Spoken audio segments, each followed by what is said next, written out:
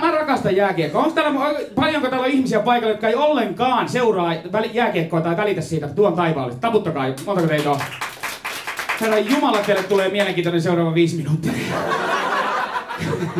Mä rakastan, eikä musta se on hyvä peli, energinen, nopea tempo, sitä on kiva seurata. Se on siis hyvät naiset, se on niin hyvä peli, että se toimii myös radiosta selostettuna. Ja siis se on jo paljon sanottu. Nimittäin voin heti nimetä 2 urheilulajia, jotka ei toimi radioselostettuna. Toinen on curling ja toinen on shakki. En tiedä, onko kukaan sattunut kuuntelemaan curling-selostusta radiosta, mutta jos olette, niin vaihtakaa lääkitystä.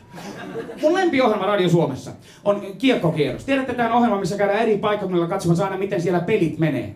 Siis mä joudun kuuntelemaan sitä paljon, meillä on teatterissa esityksiä tai mä oon keikoilla. Mielestäni kun Ylellähän on rahavaikeuksia ja nyt Euroviisun voiton jälkeen entistä enemmän, niin miksi ne voi sitten yhdistää toimintaa? Yhdistää urheilu- ja kulttuuriohjelmaa. Laittaa nämä jääkiekko-selostajat erätauolla aina paikkakunnan teatteriin selostamaan sitä teatteriesitystä. Saataisiin ikään kuin 2 kärpästä yhdellä iskulla. Koska missä on sanottu, että esimerkiksi teatteria ei voisi kuunnella radiosta selostuttuna ihan niin kuin jääkiekkoa. Otetaan vaikka Hämeenlinnan teatteri, missä mä olin ennen töissä. Tervetuloa Hämeenlinnan kaupunkiteatteriin. Tulette keskelle William Shakespearen Hamlet näytelmään sen toista näytöstä. Hamlet sipsuttaa juuri sisään aivan liian tiukkoisiin mustiin trikoisiin pukeutuneena. Hänellä on pääkallo kädessään. Hamlet pysähtyy keskelle näyttämään vilkuille hetken ympärilleen, eikä ilmeisesti löydä teatterikriitikkoa katsomasta, koska rentoutuu silmin nähden. Hamlet polvistuu, huokaisee, luo silmät ylös taivaaseen ja aloittaa monologia. Jännitys tiivistyy yleisön joukossa, nimittäin monologia, joka on kyseessä on ollako vai eikö olla. Tähän on moni Hamlet kaatunut tätä aikaisemmin. Hamlet aloittaa rauhallisesti ja tapailee pikkuja ja tunnetteluja, ehkä jopa kyyneliä. Se on hyvä.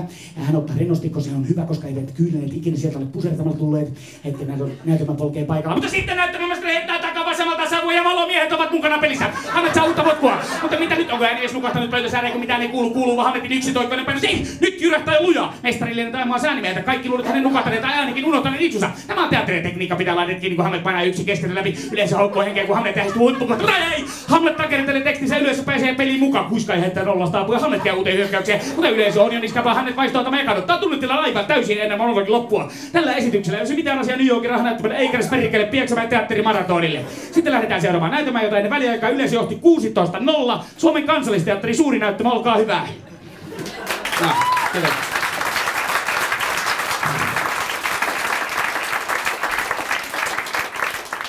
Joo, jääkiekko on hieno laji, mutta kyllä siinä onkin typeriä asioita, täytyy myöntää. Ihan oikeesti, en mä katso mitään asiaa ruusuunpunaisten silmälasien läpi. Siis jääkiekossa on typeriä asioita, ei ehkä välttämättä itse pelissä, mutta typeriä rangaistuksia jääkiekossa on. Typerin rangaistus jääkiekossa on pakko olla mailasta kiinni pitäminen. Millä ne maalit tehdään?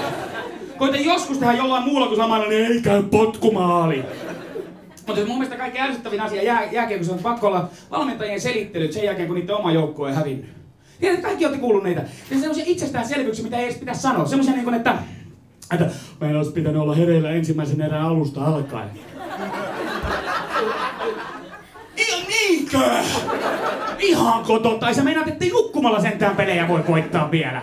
Näitä puolustus nukahti 3. erässä. Laittakaa kellot soimaan sinne vaihtoaitioon, niin me muutkin tehdään, kun töihin pitäisi lähteä. Laitetaan kaikkea, olisi pitänyt pelata ehkä omaa peliä. Siis meinaatko, että Jokereilla olisi paremmat mahdollisuudet voittaa Kärpät, jos ne itse asiassa meni Ouluun? Pelaa niitä Kärppiä vasta, eikä suinkaan samana, jota lähti kattoo Lappeenrantaa, että mitä Saipajätkille kuuluu.